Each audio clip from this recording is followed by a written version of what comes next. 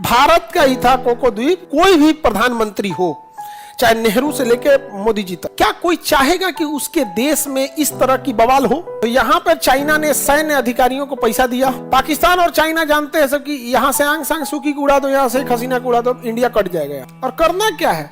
बोलिए, सरकार लोकतांत्रिक सरकार होती है, यूएनओ में मैटर जाएगा तो कहेगा कि भाई थोड़ा सा प्रोटेस्ट करना है, 25-30 हजार लड़कों की जरूरत है, अगले दिन लेके चलेंगे हम लोग दिल्ली। मणिपुर में 1 साल से जो हिंसा फैल रही है, हथियार कहां से आ रहा है? म्यांमार से। और इसरो को कहा जाएगा कि एक काम करो, तुम एक रॉकेट छोड़ दो अंतरिक्ष में, क्योंकि तुम तो शांति वाला चीज हो, संभालने का मौका ही नहीं दो। अगला जब भोर हो तो उन्हें अपने जगह तिरंगा दिखे। अगर कोई गवर्नमेंट ये कहे कि मैं कोको आइलैंड वापस लेके आया हूं, कितना लोग उसको वोट देंगे? गांव का आदमी पूछेगा कोको कोला लिए लो, और उसको लेके आप भारत जैसे देश में जाइएगा तो कहेगा हमरा का तो कोको आइलैंड ले लो, हम रहतो ही जा, हमरा कौन चाहिए, हमरा पैसा ना मिलतो, मुर्गा भात दारू।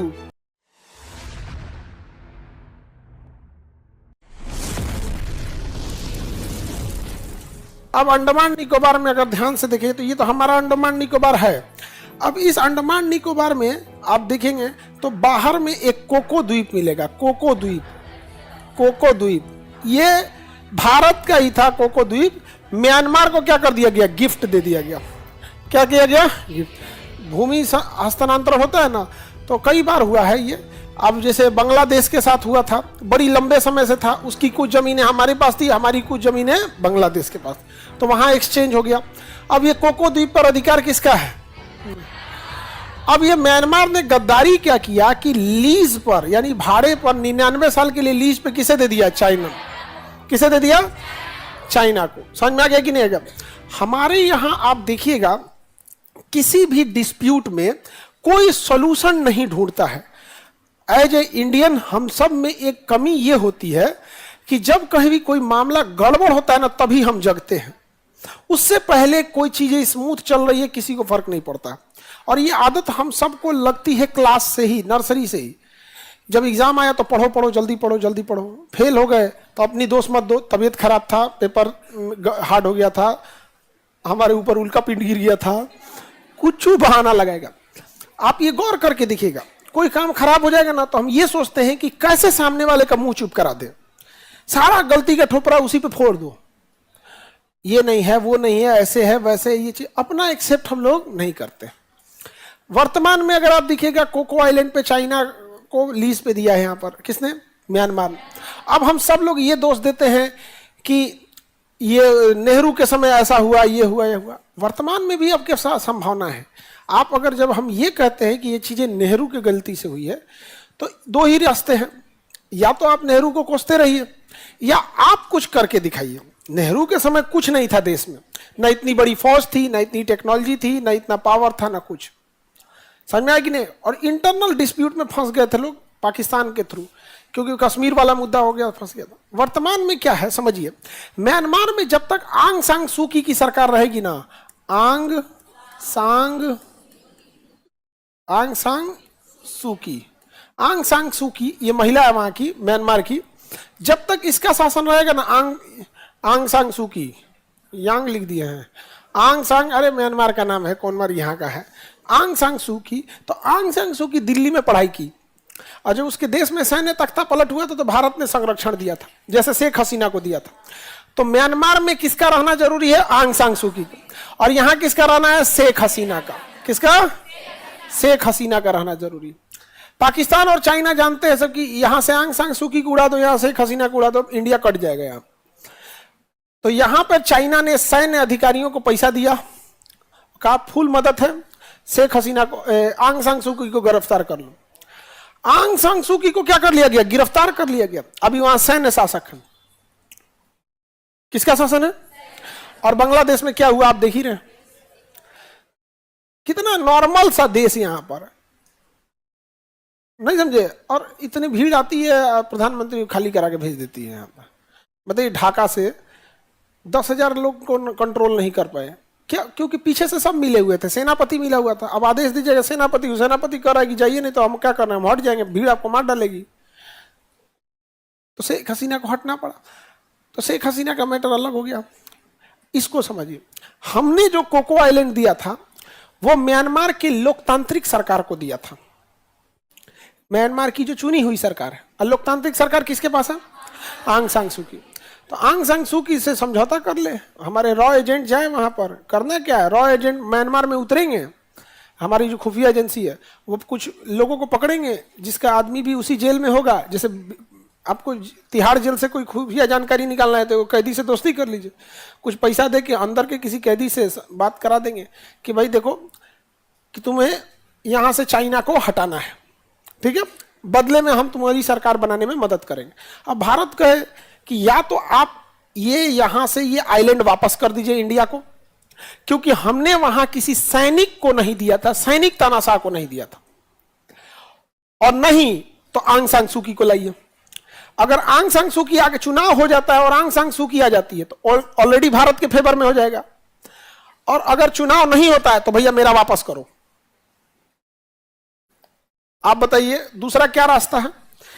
तीसरा रास्ता एक और है, 20 कन्याओं को न्यूज पे बुलाइए, नेहरू को गरियाइए, नेहरू ने ऐसा किया, नेहरू ने वैसा किया। अरे भाई साहब, नेहरू के समय, उस समय मोबाइल, साइकिल से लोग चलते थे, मोबाइल फोन तक नहीं था। आज क्या चीज कर रहे हैं हम लोग को क्या करना चाहिए? वापस लेके आना चाहिए। यहाँ पे नहीं समझ में आया? और करना क्या है बोलिए? सरकार लोकतांत्रिक सरकार होती है, यूएनओ में मैटर जाएगा तो कहेगा कि भाई हमारे देश में लोग लोकतंत्र है, आंदोलन कर रहे थे कि कोको आइलैंड वापस लाइए, सेना को थोड़े दिए थे यहाँ पर। और सरकार एक बार हमरा से बोल दे कि थोड़ा सा प्रोटेस्ट करना है, 25-30 हजार लड़कों की जरूरत है, अगले दिन लेके चलेंगे हम लोग दिल्ली। नहीं समझ में आ गया? कोई टेंशन नहीं, ना टिकट की जरूरत है, ना कोई कोनो ट्रेन, कहाँ हो हिन्ने मुंह है ना, दिल्ली की ओर है, चल है, भले वो दिल्ली नहीं जाए, लखनऊ तक जैतो ना, चल लखनऊ चल, अगला कौन सी मेरठ, हाँ मेरठ चल, मेरठ से तो पैदल नाप देते हो। तो हो गया, हम लोग तो बवाल कर देंगे, गवर्नमेंट को बहाना मिल जाएगा, भाई हमारा देश है, लोकतंत्र मांग रहे हैं यहाँ पे, और कोको आइलैंड देश की जनता का है, हमने जिससे सरकार बना, आप चुनाव करा लीजिए, हम आपको दे देंगे। वापस ला दिए हम लोग। और अगर चुनाव करा दिया तो कौन आ गई? आंग सान सू की।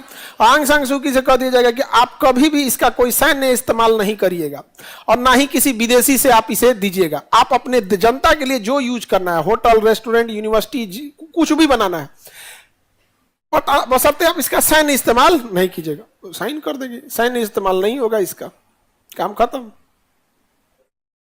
नहीं समझ में आया? तो हमें कोको आइलैंड लाना चाहिए कि नहीं?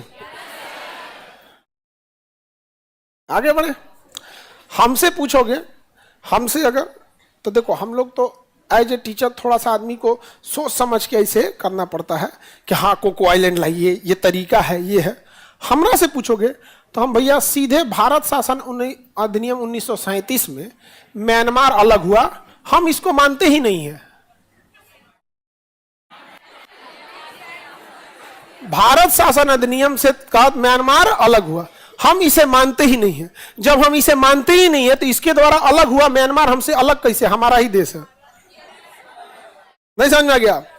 कोको आइलैंड खुदरा खुदरी वाला काम हमसे कभी नहीं हुआ, जब भी किए होलसेल में। नहीं समझ में आया? लेकिन क्या कीजिएगा, हम लोग को मर्यादा में रखना पड़ता है, नहीं तो हर कोई सड़क पे आदमी उठेगा, एगो भाषण देके चल जाएगा, सर को ऐसे नहीं बोलना चाहिए। भाई तुम्हें पता है, तुम बोलो, हमारी जो चीज है हम बोल रहे हैं यहाँ पर। नहीं समझ आ गया? म्यांमार हिला डालेंगे हम लोग, शर्त ये रहेगा चाइना से कोई संपर्क नहीं। समझ में आ गया कि नहीं आ गया?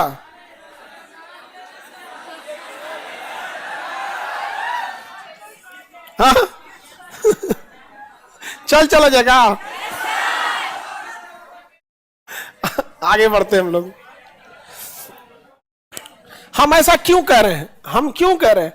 क्योंकि म्यांमार से ही चाइना इंसर्जेंसी को बढ़ा रहा है, और मणिपुर में, कहां पर? मणिपुर में 1 साल से जो हिंसा फैल रही है, हथियार कहां से आ रहा है? म्यांमार से। और वो हथियार सस्ता थोड़ी होता है, सबसे महंगा चीज मिलता है हथियार, सबसे महंगा। बढ़िया कैटेगरी का पिस्टल तुमको मिलेगा 10 लाख से नीचे नहीं मिलेगा, बढ़िया कैटेगरी का पिस्टल। तुम ग्लॉक खरीदने जाओगे 28 लाख का, तो एगो पिस्टल है, कमर में खोस के चलेगा। नहीं समझे? तुमको क्या लगता है गांव में आदमी जो बोलेरो लेके बैठ रहा है, बड़ा बड़ा आदमी को देखो कमरिया में खोस के छुपैले रहता है, कितना का है भैया? 28 लाख का। एक से एक है सब वहां पे, मार दे आदमी तो हाथी मर जाए वहां पे। तो हथियार बहुत खतरनाक चीज होता है, बहुत महंगा है, तो कौन दे रहा है पैसा? चाइना। और हमारा मणिपुर 1.5 साल से जल रहा है, जल रहा है कि नहीं जल रहा है? और हमारी न्यूज में बैठी 20 कन्याओं को कोई चिंता नहीं है। मणिपुर में कहीं पे भी देखिए, अगर हम लोगों को देश की चिंता न होती ना, तो हम लोग किसी सरकार को दोषी बनाते कि ये सरकार जिम्मेदार है। चिंता देश की है, इसलिए कह रहे लोग कि मणिपुर को शांत रहना चाहिए। चाहे जैसे भी हो, मणिपुर देश का अभिन्न अंग है। ये गलत मैसेज जा रहा है बाहर में, नहीं समझे? लेकिन जब आपको चिंता देश की ना हो कि राजनीतिक पार्टी की होगी, तो आप एक को जिम्मेदार करेंगे, दूसरे को। भाई कोई भी प्रधानमंत्री हो, चाहे नेहरू से लेके मोदी जी तक में, वहां से लेके यहां तक में, जवाहरलाल नेहरू से लेके, क्या कोई चाहेगा कि उसके देश में इस तरह की बवाल हो? कभी नहीं चाहेगा। लेकिन कहीं ना कहीं तो फेल्योर है, आप उस फेल्योर को पकड़ो, सही कर दो। लेकिन जो लोग आवाज भी उठा रहे हैं ना, आप गौर कीजिएगा, आवाज उठाने के पीछे उनका मकसद यह है कि बदनाम करो सरकार को। और ये केवल आज नहीं है, हमेशा से यही रहा है। जो कोको आइलैंड का बात उठा रहे हैं, उनको मतलब कोको आइलैंड से नहीं है, कोई सोल्यूशन से नहीं है, नेहरू को बदनाम करो। तो जब कंडीशन में देश में ऐसे हो जाएगा, तो आप जानेंगे कि देश कहां जाएगा। यहां पर समझ में आएगी नहीं आएगी? तो आप लोग समझदार हैं, आप लोग में पढ़ाई लिखाई कीजिए।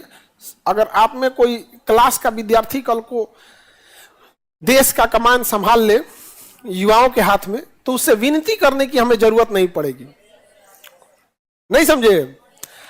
तो अभी हम लोग इधर सचिवालय, पुलिस डिपार्टमेंट, सेक्रेटरीट से लेके एयरफोर्स, आर्मी, हर जगह अपने बच्चे भर रहे हैं। अभी कल एक बच्चा भिवानी का रहने वाला, पानीपत हरियाणा में है, वहां पे कल वो सेलेक्ट हुआ है एयरफोर्स में। अभी 2 सेलेक्ट हुए थे 15-20 दिन, 1 महीना पहले। अभी कल एक और सेलेक्ट होके आ रहा है, वो भी सुखोई उड़ाएगा।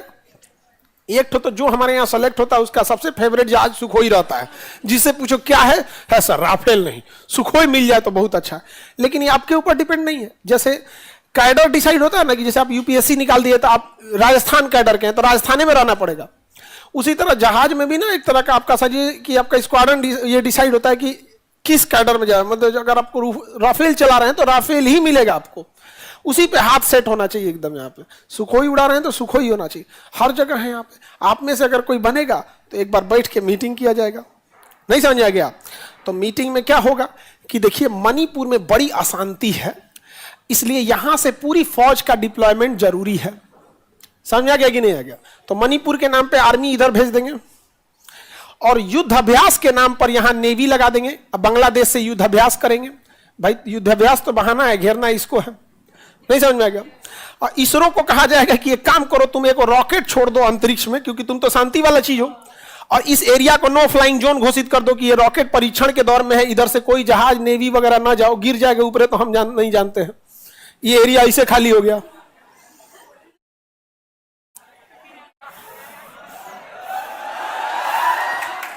छोड़ जाओ भैया, कहा जाता है यहाँ पे, नहीं समझ में आ गया? कोई युद्ध अभ्यास, कोई रॉकेट, ये सब चीज का नहीं है। पूरा बढ़िया से घेर तान के एकदम बढ़िया से, संभालने का मौका ही नहीं दो। अगला जब भोर हो तो उन्हें अपने जगह तिरंगा दिखे। लेकिन हम लोग की अपनी लिमिटेशन है, हम लोग के हाथ में रहता ना, इतिहास भूगोल बदल देते, नहीं समझे? भूगोल के जितना मास्टर लोग हैं ना इंडिया के, सबको अपना नोट्स अपडेट करना पड़ता। काहे?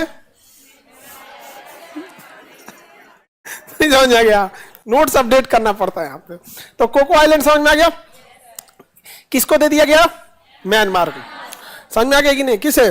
म्यांमार को। आगे बढ़ते हैं हम लोग।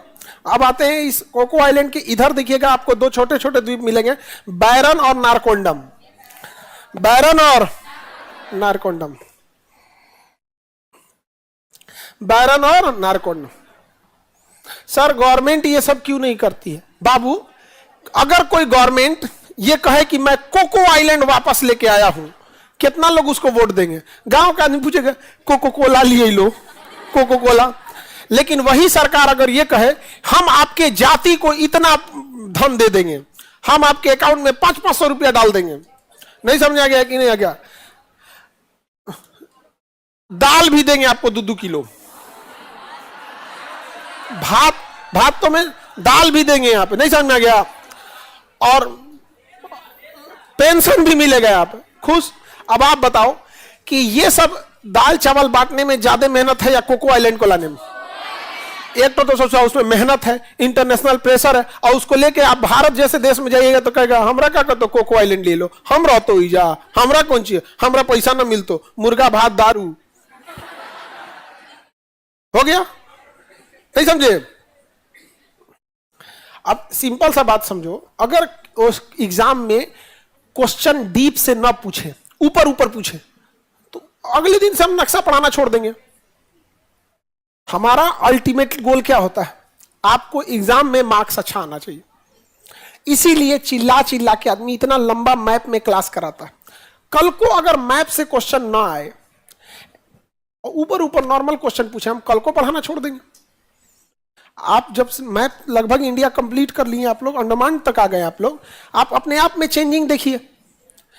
अभी आपसे अगर हम कहते हैं गुजरात, तो आपका दिमाग ऐसे आंखिया ऐसे घूम जाएगा, गुजरात को ऐसे स्क्रीन टच हो गए यहाँ पे, श्रीलंका बोलते नीचे चल आएंगे आप यहाँ पे, नहीं समझे? तो पहले ऐसा नहीं था। तो अल्टीमेट हमारा क्या चीज होता है? तो आप लाख गाली दे दो पॉलिटिशियंस को, लेकिन पॉलिटिशियन वही काम करते हैं जो मेजॉरिटी को पसंद आ रहा है। लेकिन आप गाली गलौज कीजिएगा, आपको लगेगा वो फालतू हैं, तो ये आप नहीं, आप अपने गिरिबान में झांक के देखिए कि उन्हें पता है कि यहां पढ़ाई लिखाई की बात करेंगे तो कोई सुनेगा ही नहीं, नहीं समझे? अब हम लोग क्या कर सकते हैं? हमारा बस चले तो हम तो कह दें कि जो भी यहां पीडीएफ करेगा उसे हम लोग 2 लाख रुपया दिया जाएगा पीडीएफ का। पीडीएफ क्या होता है? जब कोई पीएचडी कर लेता है ना, पीएचडी, अब पीएचडी कर लिया तो पढ़ाई तो कंप्लीट, पीएचडी के ऊपर होता है पीडीएफ। अब सोचो अगर हम ये कह दें कि कोई भी आदमी, कोई भी, जैसे सपोज करो हमारे अंडर में एक यूनिवर्सिटी है, हम कहें कि भारत और दुनिया का कोई आदमी, कोई विद्यार्थी जो पीएचडी कर लिया है, हमारे पास पीडीएफ के लिए अप्लाई करे। पीडीएफ अगर वो पास हो जाता है तो हमारी यूनिवर्सिटी उसे महीने का 2 लाख रुपया देगी रिसर्च करने के लिए। अब सोचो कोई जापान में बैठा है, कोई चाइना में बैठा है, कोई अमेरिका में बैठा है, कहेगा बाप रे बाप, इस सैलरी से ज्यादा तो रिसर्च करने का पैसा मिल रहा है, चला जाए कहां पे? यही यूनिवर्सिटी में चला जाए, केजीएस में। कहां चला जाए? केजीएस में। अब सोचो बिना किसी मेहनत जो टॉप ब्रेन था, जो टॉप ब्रेन उठा ले और रिसर्च कहां करेगा? हमारे यहां। रिसर्च पेपर सौंपेगा यहाँ पे, मेहनत करे मुर्गा, अंडा खाए फकीर।